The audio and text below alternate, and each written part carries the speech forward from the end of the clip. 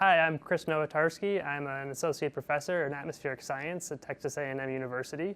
My research area of expertise is severe thunderstorms, including tornadoes, hail, and other hazards from those storms.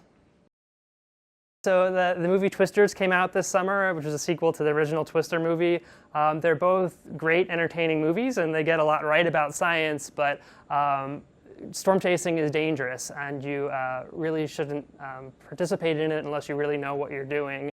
In general, how well the movies do, both the original movie and the new movie, in depicting storm chasing, I think they do a really good job of getting the culture down of storm chasing, both from the science side and from the more recreational or amateur side of storm chasing. The new movie in particular does a very good job of using appropriate meteorological terminology in the right context. It really improves on the old movie in doing that. Where Hollywood takes over, though, is things like trying to destroy a tornado that's currently ongoing. No one's trying to do that. At least no one seriously is trying to do that. And it's unlikely that the method they show in the new movie would be successful in doing that anyway. But that makes the movie exciting, right? And again, driving very close to or into tornadoes is not something that most serious storm chasers are trying to do.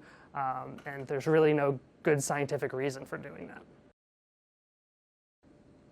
So it depends on what type of storm chaser you are. So there's different groups of people that storm chase for different reasons. The most storm chasing that I've done has been related to research, collecting data. So these are scientists that study severe thunderstorms that are putting different sensors or using radars to measure tornadoes and the storms that produce them. There's also other groups that are interested in spotting tornadoes, where they follow storms that might produce tornadoes, and then they report them to the National Weather Service or to emergency managers when they occur. And then yet there's still other groups that go out for tourism reasons out in the Great Plains. If you go out in the springtime in the Great Plains, there's these big vans full of tourists that are just adventure seekers that want to see tornadoes. And you've also got plenty of people that like to go out and take pictures and videos of tornadoes that often end up in the media or on social media. Again, some people that are collecting data are often relatively far from the tornado. They have a radar, they're scanning it from maybe a couple miles away from the tornado. Other types of research, though, require driving into the hail and the rain of the storm relatively close to the tornado, where you're trying to collect temperature, pressure, wind measurements inside the storm, because those things can influence how the storm produces a tornado, or if it will produce a tornado. But one thing we never try to do is actually drive into tornadoes like the movie shows. We've tried to get instruments hit by tornadoes, but that often involves dropping them in the path of a tornado before it gets there, well in advance at a safe distance, and hoping the tornado hits it. It's devastating, obviously, to communities that are hit by tornadoes, but the power of nature is also just very interesting to lots of people.